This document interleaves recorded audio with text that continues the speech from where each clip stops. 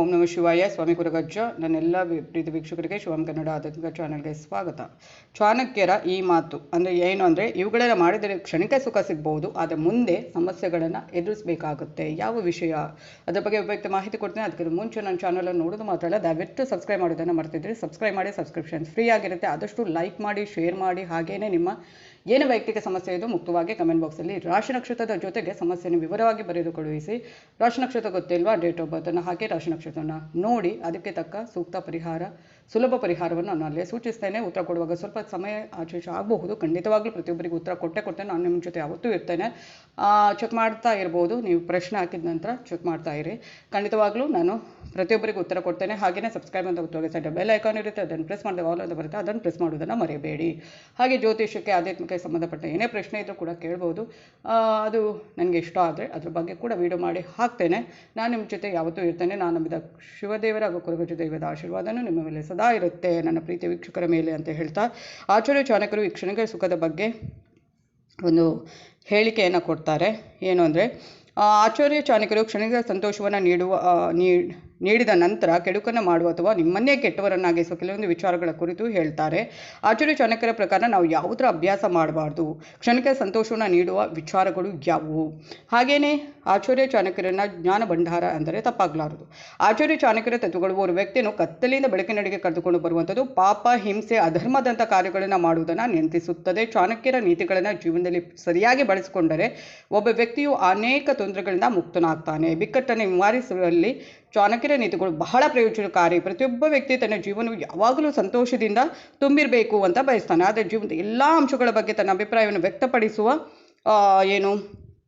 ವ್ಯಕ್ತಪಡಿಸುವಂಥದ್ದನ್ನು ಏನು ಮಾಡ್ತಾನೆ ಚಾಣಕ್ಯರು? ಮಾನವ ಜೀವನದಲ್ಲಿ ಅಂದರೆ ವ್ಯಕ್ತಪಡಿಸಲು ಬಯಸ್ತಾನೆ. ಆದರೆ ಜೀವನದ ಎಲ್ಲ ಅಂಶಗಳ ಬಗ್ಗೆ ತನ್ನ ಅಭಿಪ್ರಾಯಗಳನ್ನು ವ್ಯಕ್ತಪಡಿಸುವ ಚಾಣಕ್ಯರು ಮಾನವ ಜೀವನದಲ್ಲಿ ಕ್ಷಣಿಕ ಸಂತೋಷವನ್ನು ನೀಡುವ ಕೆಲವು ವಿಷಯಗಳನ್ನು ಅದರ ಬಗ್ಗೆ ಹೇಳಿದ್ದಾರೆ. ಅವುಗಳ ಅಭ್ಯಾಸವನ್ನು ಮಾಡಬೇಡಿ. ಒಂದು ವೇಳೆ ಮಾಡಿದರೆ ವ್ಯಕ್ತಿ ಸಮಸ್ಯೆಗಳಿಂದ ಸುತ್ತುವರಿತಾನೆ. ಕ್ಷಣಿಕ ಸಂತೋಷವನ್ನು ನೀಡುವ ವಿಚಾರ ಅಂದರೆ ಆ ಒಂದು ಕೆಲಸ ಏನು ಮಾಡ್ತೇವೆ ಅದರಿಂದ ಕ್ಷಣಿಕ ಸುಖ ಸಿಗ್ಬೋದು, ಆದರೆ ಮುಂದೆ ತುಂಬ ಸರಮಾಲೆಗಳನ್ನೇ ಎದುರಿಸಬೇಕಾಗುತ್ತೆ ಸಮಸ್ಯೆಗಳದು. ಕೆಡುಕರ ಸ್ನೇಹ ಅಥವಾ ಕೆಟ್ಟವರನ್ನು ಪ್ರೀತಿಸುವುದು. ಚಾಣಕ್ಯರ ಪ್ರಕಾರ ವ್ಯಕ್ತಿಯ ನಡವಳಿಕೆ, ವ್ಯಕ್ತಿತ್ವ ಅವನನ್ನು ಇತರರ ಪ್ರೀತಿಗೆ ಅರ್ಹನನ್ನಾಗಿ ಮಾಡುವಂಥದ್ದು. ಅದು ಹುಡುಗನಾಗಿರಲಿ ಹುಡುಗಿಯಾಗಿರಲಿ. ಇತರರ ಬಗ್ಗೆ ಕೀಳರಿಮೆ ಹೊಂದಿರುವ ವ್ಯಕ್ತಿಯನ್ನು ನಂಬಲು ಸಾಧ್ಯವಿಲ್ಲ. ಇಂಥ ವ್ಯಕ್ತಿಗಳು ತಮ್ಮ ಜೀವನದಲ್ಲಿ ಹಣ ಮತ್ತು ಸ್ಥಾನವನ್ನು ಪಡೆಯಲು ಯಾವುದೇ ಹಂತಕ್ಕೆ ಬೇಕಾದರೂ ಹೋಗಬಹುದು.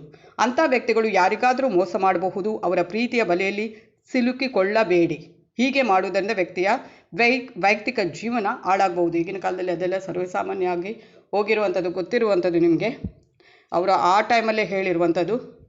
ಅದು ಪ್ರಸ್ತುತಕ್ಕೆ ನಮಗೆ ಅದು ಏನು ಪ್ರಸ್ತುತ ಅದು ಹೌದು ಅಂತ ಅನ್ನಿಸುವಂಥದ್ದು ಅಲ್ವಾ. ಹಾಗೆಯೇ ಪ್ರೀತಿಯ ಬಲೆಗೆ ಸಿಲುಕಿಕೊಳ್ಬೇಡಿ. ಹೀಗೆ ಮಾಡುವುದರಿಂದ ವೈಯಕ್ತಿಕ ಜೀವನ ಹಾಳಾಗುವುದಂತೂ ಖಂಡಿತ.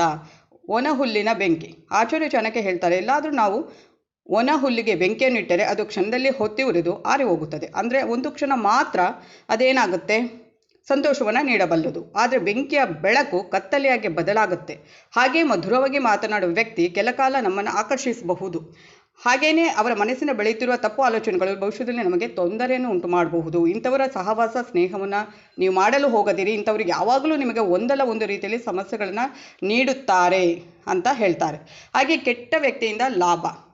ಆಚಾರ್ಯ ಚಾಣಕ್ಯರ ಪ್ರಕಾರ ದುಷ್ಟ ವ್ಯಕ್ತಿಯು ಯಾರಿಗೂ ಸಂಬಂಧಿಯಲ್ಲ. ಅವರ ಸ್ನೇಹ, ದ್ವೇಷ ಎರಡೂ ನಿಮಗೆ ಕೆಡುಕನ್ನು ಉಂಟು ಮಾಡುತ್ತವೆ. ಕೆಟ್ಟವನ್ನ ಸೇವೆ ಮಾಡುವುದರಿಂದ ಏನಾದರೂ ಪ್ರಯೋಜನವಾದರೆ ಅದು ಅಲ್ಪಾವಧಿಯ ಸುಖ ಮಾತ್ರ. ಅಂಥ ಜನರ ಸೇವೆಯಿಂದ ಪಡೆದ ಪ್ರಯೋಜನ ಖಂಡಿತವಾಗೂ ಕ್ಷಣಿಕ ಆನಂದವನ್ನು ನೀಡುವಂಥದ್ದು. ಆದರೆ ಅವರ ದುರಾಸೆಯ ವ್ಯಕ್ತಿಯನ್ನು ತೊಂದರೆಗೆ ಸಿಲುಕಿಸುತ್ತದೆ. ದುಷ್ಟ ವ್ಯಕ್ತಿಯು ತನ್ನ ಸ್ವಂತ ಲಾಭಕ್ಕಾಗಿ ನಿಮ್ಮನ್ನು ತಪ್ಪು ಕೆಲಸಗಳಿಗೆ ಬಳಸಿಕೊಳ್ಬಹುದು. ನೀವು ಅವನ ಕೆಲಸವನ್ನು ಮಾಡದಿದ್ದರೆ ಅವನು ನಿಮಗೆ ತೊಂದರೆ ಉಂಟು ಮಾಡಬಹುದು. ಹಾಗಾಗಿ ಅಂಥವರಿಂದ ಆದಷ್ಟು ಅಂತರವನ್ನು ಕಾಯ್ದುಕೊಳ್ಳಿ ಅಂತ ಹೇಳ್ತಾರೆ ಅವರ ಚಾಣಕ್ಯ ನೀತಿಯಲ್ಲಿ. ಆಚಾರ್ಯ ಚಾಣಕ್ಯರ ಪ್ರಕಾರ ನಾವು ಈ ಮೇಲಿನ 3 ಜನರಿಗೆ ಎಂದಿಗೂ ನಂಬಲು ಹೋಗಬಾರದು. ಇವರನ್ನು ನಂಬಿ ಹೋದರೆ ನಮಗೆ ಕ್ಷಣಿಕ ಸಂತೋಷ ಮಾತ್ರ ಸಿಗುವಂಥದ್ದು. ಮತ್ತೇನಾಗುತ್ತೆ, ಜೀವನದಲ್ಲಿ ಮುಂದಿನ ದಿನಗಳಲ್ಲಿ ಸಮಸ್ಯೆಗಳ ಸರಮಾಲೆಯನ್ನು ನಾವು ಎದುರಿಸಬೇಕಾಗುತ್ತೆ. ಇದು ಈಗಿನ ಕಾಲಕ್ಕೆ ಪ್ರಸ್ತುತ ಕಾಲ ಏನಿದೆ, ಈಗ ಪ್ರೆಸೆಂಟ್ ಏನಿದೆ ಅದಕ್ಕೆ ಖಂಡಿತವಾಗ್ಲೂ ಒಪ್ಪುವಂಥದ್ದು ಅಲ್ವಾ. ಈಗಿನ ಕಾಲದಲ್ಲಿ ಬರೀ ಮೋಸ, ಕಪಟ, ವಂಚನೆ ಅದೇ ಇರುವಂಥದ್ದು ತುಂಬಿ ಹೋಗಿದೆ ಈ ಕಲಿಯುಗದಲ್ಲಿ. ನಿಜವಾಗ್ಲೂ ಆ ಚಾಣಕ್ಯರು ಯಾವಾಗಲೂ ತಮ್ಮ ಚಾಣಕ್ಯ ನೀತಿಯಲ್ಲಿ ಬರೆದಿರುವಂಥದ್ದು ಈಗ ಅದು ತುಂಬ ಸತ್ಯವಾಗ್ತಾ ಇದೆ ಅಲ್ವಾ. ಯಾರನ್ನು ಏನು ಸಡನ್ನಾಗಿ ನಂಬುವಂಥದ್ದು ಅಥವಾ ಸ್ನೇಹ ಮಾಡುವಂಥದ್ದು ಅದಕ್ಕೆ ಮಾಡಲಿಕ್ಕೆ ಹೋಗಬೇಡಿ. ಸ್ವಲ್ಪ ಅದರ ಬಗ್ಗೆ ಯೋಚನೆ ಮಾಡಿ. ಧನ್ಯವಾದಗಳು.